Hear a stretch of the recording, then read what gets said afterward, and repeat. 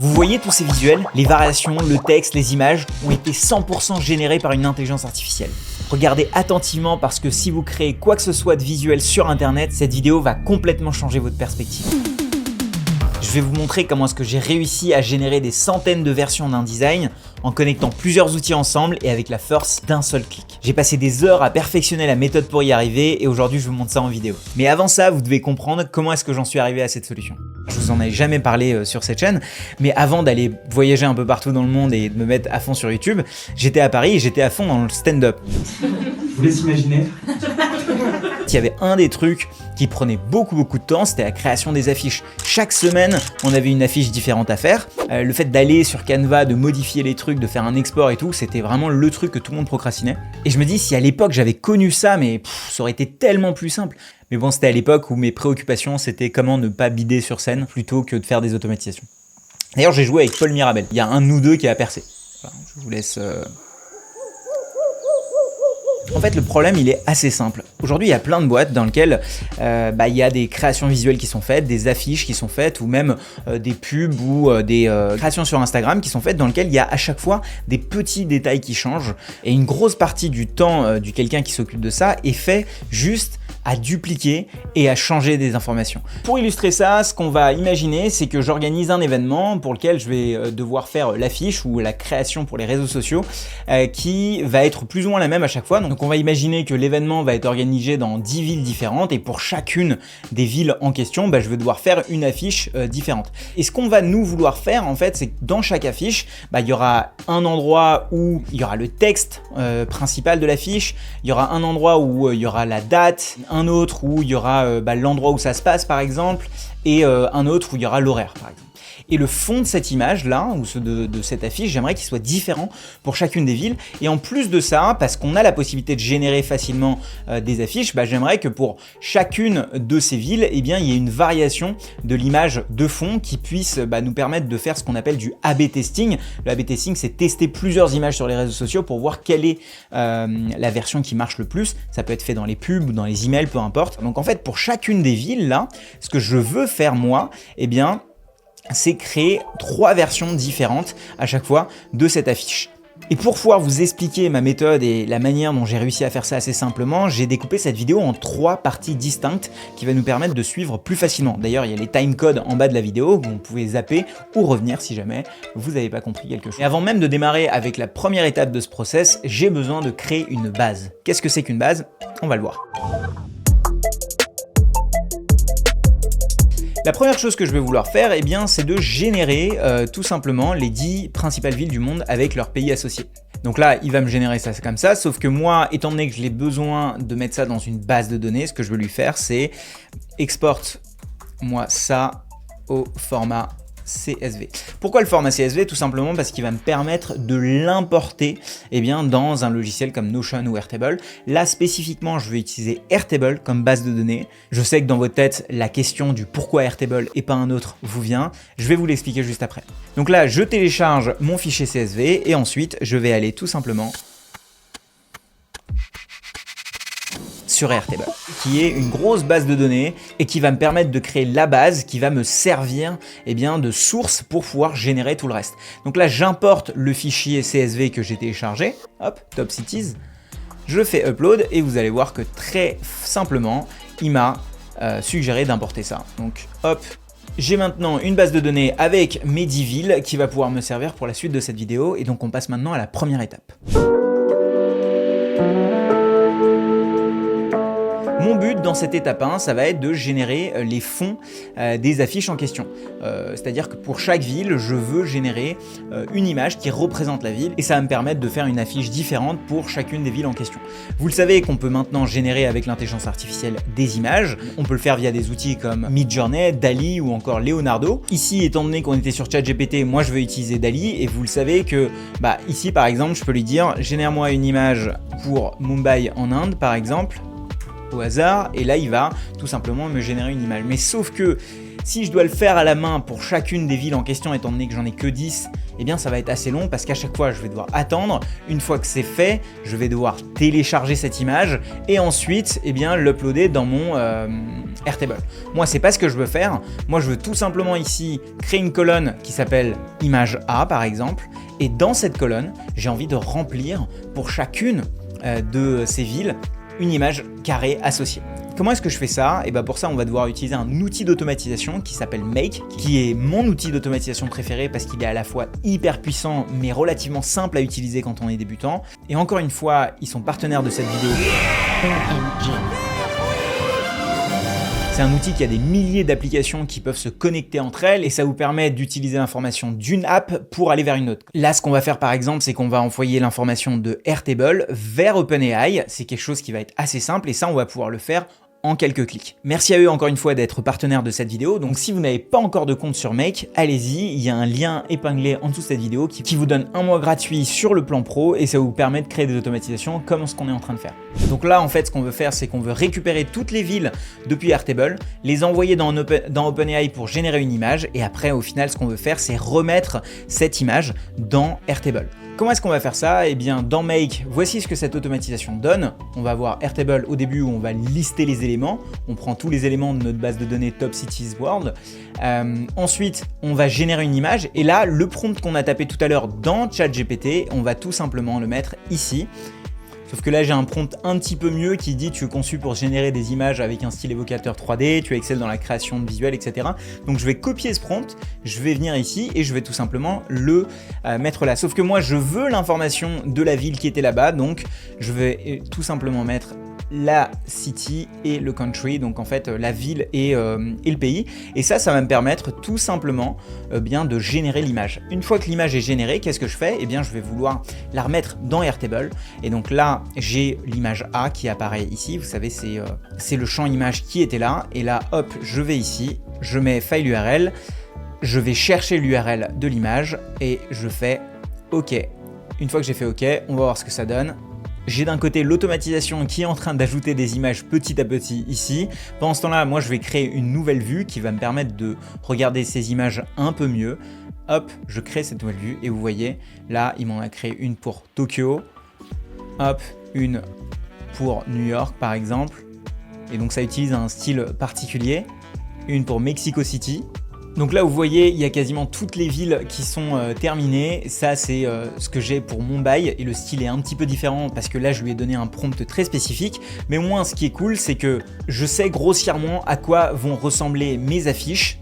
Donc ça veut dire que la base par exemple de ma ville va être ça et par-dessus ensuite on va venir ajouter des titres etc. Mais ça on va voir dans l'étape d'après. Mais avant de passer à l'étape d'après, moi ce que je voulais faire c'est créer 3 versions en fait d'images avec des prompts différents. Ce que j'ai fait c'est que j'ai 3 versions de prompts différents. Là c'est mon prompt 1, mon prompt 2 et mon prompt 3 qui ici créer des images de style un petit peu différent. Donc là je vais faire un truc assez simple, c'est que je vais pour chaque entrée Airtable, en fait, je vais tout simplement demander de générer 2 images en plus, ce qui va me donner une automatisation qui va ressembler à ça, et ce qui fait que je vais pouvoir avoir 3 versions d'images différentes. Mais avant ça, je dois aller préparer, ici, mon champ Airtable, où je vais dupliquer ce champ, hop, et je vais mettre B, et hop, je vais mettre, en fait, j'ai pas besoin de cette data, je vais mettre C.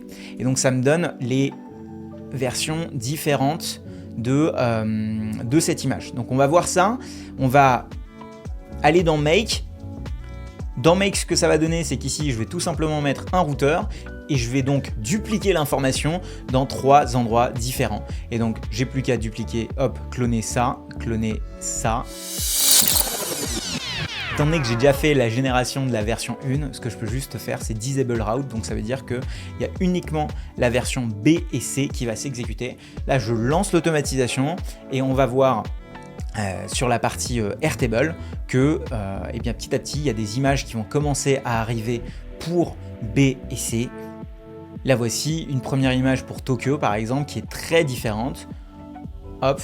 Comment est-ce que j'ai réussi à faire ce genre d'image-là? En fait, je me suis basé sur vous savez, les affiches de villes qui se vendent un peu dans les dans les marchés de Noël, etc. Ce genre de trucs-là. Et en fait, ce que j'ai fait, c'est que j'ai balancé plein d'images dans le genre à ChatGPT. Je lui ai demandé d'écrire l'image et puis j'ai tout simplement remis ça dans DALL-E.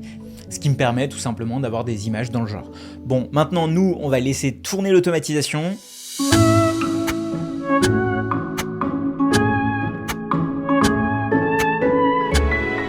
Là c'est bon, c'est terminé, du coup je vais aller voir dans mon Airtable, j'ai toutes les images qui sont là. Là vous voyez, j'ai toutes les versions de Mexico City, Caire, Beijing, etc. Et là c'est la version un peu plus réaliste avec mon prompt. Franchement c'est hyper bien fait, je suis assez impressionné je vous avoue. Donc là on a toutes les images et maintenant on veut passer à la prochaine étape. Maintenant qu'on a les 3 versions des images pour la ville, on va vouloir ajouter du texte par-dessus. Sauf qu'on a un problème, ajouter du texte avec un générateur d'images type DALL-E ou Midjourney, ça marche pas très bien. La qualité du texte est vraiment pas terrible. Et surtout, moi ce que j'aimerais, c'est une version d'affiche qui est constante, qui est toujours la même. Et là les amis, j'ai passé beaucoup de temps à chercher les outils qui permettent de faire ça. Il y a Canva qui propose un truc qui s'appelle Canva Autofill, sauf que l'API de Canva Autofill est uniquement disponible dans sa version Enterprise. Bref, je comprends pas pourquoi. J'aurais bien aimé utiliser Canva, mais c'était pas possible, surtout que j'avais pas envie de payer une version Enterprise. Et c'est là qu'après plusieurs heures de recherche, je suis tombé sur ce site qui est génial, qui est une API en fait pour automatiser la création d'images et de PDF. Et surtout, ils ont des templates. Quand j'ai vu les templates, je me suis dit, ok, bingo, j'ai trouvé le truc. Et surtout, ils ont une connexion avec Make. Et ça, c'est canon parce que je vais en avoir besoin. Et dedans, il y a typiquement les exemples dont je vous ai parlé, genre la pub, l'immobilier, les articles de blog, etc. Donc je me suis créé un compte, j'avais le droit à 50 crédits gratuits. Et puis, il y avait ce truc-là qui avait l'air pas mal, donc ce template-là. Et là, en fait, je pouvais aller modifier les informations. Donc ici, j'avais cette image de fond. Je me suis dit, ok, si je change l'image de fond et je mets quelque chose que moi j'ai généré, par exemple, est-ce que ça marcherait ? Donc j'ai commencé à modifier un peu ce genre de truc. Et là, je me suis dit, ok, en fait, si je mets cette image en transparence 0, ça peut être pas mal. Et au final, après avoir modifié le template, je suis arrivé à quelque chose d'assez cool qui ressemble à ça, dans lequel... Donc j'ai pas beaucoup modifié le template au final, j'ai juste ici ajouté une adresse, ici ajouté un texte quelconque, un texte principal et puis un pré-heading. Et surtout ce que j'ai fait, là ce que vous voyez c'est les layers, les différents calques de ce template. Et là vous allez voir la magie du truc, c'est que je vais faire en sorte de remplir les infos qu'il y a du Airtable là-dedans pour voir si ça marche. Donc déjà on va faire un premier test avant de commencer. Là ce qu'on va tout simplement faire comme automatisation, c'est on va prendre l'info de Airtable, et on va tout simplement l'envoyer dans Templated pour générer une image et puis de la même manière on va la remettre dans Airtable ensuite. D'abord on va l'essayer sur une entrée tout simplement et puis après on verra si ça marche bien, et bien on le mettra sur tout.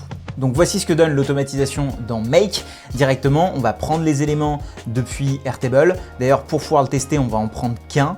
Ça va nous permettre juste d'avoir un élément et de jouer avec le premier. On va le balancer dans Templated. Et là, vous voyez, dans Templated, on a pris le template en question qui s'appelait Orange Gardien Football Template, là, tout à l'heure, qui était ce template-là qu'on avait créé tout à l'heure. Une fois qu'on a ça, vous voyez ici, j'ai les layers. Et les layers, en fait, ça représente les différents calques de mon image. Donc ici, j'ai par exemple le layer base. Et moi, je vais d'abord juste aller changer la base pour voir si ça marche. Donc, je vais l'appeler, donc c'était base, B-A-S-E. Et ce que je vais faire, c'est que je vais tout simplement mettre l'URL de l'image A qui sort de Airtable. Et après, je vais aller la remettre à jour dans Airtable et on va voir si ça nous a créé pour Japon, enfin pour Tokyo, notre truc. Et donc là, ça fonctionne trop bien. J'ai pu ajouter le texte par-dessus. Bon, le texte correspond pas du tout, mais ça, on va s'en occuper sur la dernière étape. Mais en tout cas, on peut apprécier le fait que ça fonctionne bien. Maintenant, on va s'occuper de comment est-ce qu'on va pouvoir générer automatiquement du texte ici et faire en sorte que notre scénario va être totalement autonome. Donc là, on a besoin en fait de 4 textes différents. Le overlay, c'est ce truc-là, ça, on n'a pas besoin de le changer. Donc ce que je vais faire, c'est que dans mon Airtable, je vais ajouter ici le texte qui va être la date. Je vais ajouter ici le texte qui va être le header. Hop, il y a le pre-header. Le pre-header, c'est la ligne qui est juste avant. Ok, donc là j'ai mes informations, je vais aller les générer avec ChatGPT et je vais en profiter pour aussi faire la version A, la version B et la version C. Donc ça c'est la version B. Je vais faire la version C. Bon les amis, je suis sans filet parce que d'habitude je fais toujours les choses étape par étape, mais là j'ai un peu envie de vous montrer ce que ça va donner. Déjà, je vais aller remplir ces informations, ça va être assez rapide. Je vous fais le schéma avant pour que vous compreniez, mais grossièrement, je vais prendre Airtable, je vais prendre un module OpenAI et je vais aller juste modifier, enfin je vais juste ajouter en fait des champs, adresses, etc. etc.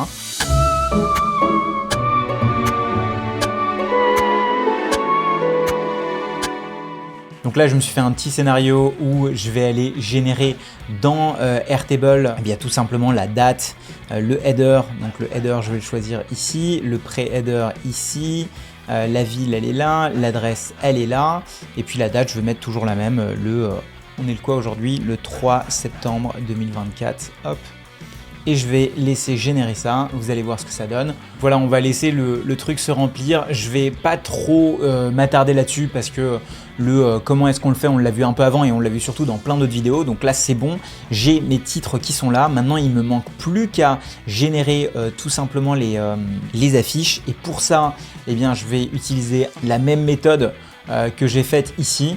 Grossièrement, je prends Templated, je le duplique ici. Et je prends Airtable, je le duplique ici. L'idée, c'est de faire passer dans 3 versions les templated pour aller les mettre dans Airtable. Voici à quoi ressemble mon scénario de fin où je prends tous les éléments depuis Airtable, je les balance dans templated. Pourquoi j'ai créé un JSON ici, c'est tout simplement pour spécifier ce qu'il y a dans chacune des layers. J'aurais pu le faire ici, mais ça aurait été un peu plus long. Et à la fin, je mets à jour dans mon Airtable, dans la bonne colonne associée qui va être ici. Par exemple, dans VA, je vais mettre le render URL de ce qui sort de templated. Dans VB, je vais mettre le render URL de ce qui sort de templated. Alors, c'est pas le bon. Hop, je vais prendre celui-là. Une fois que je l'ai pris dans VB, je le fais dans VC et ça y est, le scénario est terminé. Normalement, si tout se passe bien, j'ai plus qu'à appuyer sur OK et là, vous allez voir le résultat. Ça va être assez incroyable. Hop, donc là, ça le génère ici. Ça va re-remplir là. Puis ça génère la version B, puis la version C. Donc ça, c'est la version Rejoignez l'innovation, conférence inoubliable. Vu que c'est à Tokyo, il met une adresse japonaise ici. Ça, c'est la version comme ça. Hop. Génial. Et là, après, il m'a fait Mexico City. C'est génial. Et si jamais je regarde, hop, en dupliquant la vue ici, et je regarde, on va dire, VA, là, j'aurai juste ceux qui sont VA. C'est top. Là, je vais faire ça et je vais regarder VB. Comme ça, j'aurai une version, on va dire, un peu finale. Donc là, voilà, mon scénario est en train de s'activer. Vous avez vu, la durée de création est beaucoup plus rapide. Templated se met à l'œuvre et on a franchement un résultat qui est assez dingue. Parce que pour chacune, voilà, rejoignez-nous à Shanghai parce que ça se passe à Shanghai. Il m'a fait les différentes versions de Shanghai et il m'a fait... ça, c'est Mumbai. Du coup, il m'a fait la version... Ah, c'est génial. Join the future. Innovate and collaborate. Génial. Découvrez l'innovation. Ça, c'est Los Angeles. Il m'a fait une version trop cool de Los Angeles. Et puis derrière, il m'a affiché ça par-dessus. Franchement, la qualité est assez au rendez-vous. Je suis très content. Là, voilà, maintenant, tout est fait. J'ai plus qu'à aller ici et regarder les différentes versions.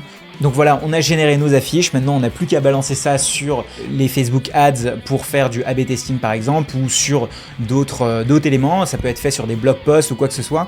D'ailleurs, ce que j'avais fait avant cette vidéo, c'est que je vous avais préparé ce genre de truc. En fait, ça, c'était un exemple de... Donc, quels vont être les cas d'utilisation? Par exemple, dans l'éducation, on a l'illustration pour les manuels, le support de cours personnalisé. Dans l'événementiel, on l'a vu, les badges uniques. Dans la restauration, le tourisme, l'e-commerce, santé, bien-être, ressources humaines, faire des cartes postales virtuelles spécialisées pour chacune des personnes dans votre base de données, des posts pour les réseaux sociaux. Bref, il y a plein d'exemples qui peuvent sortir de ça.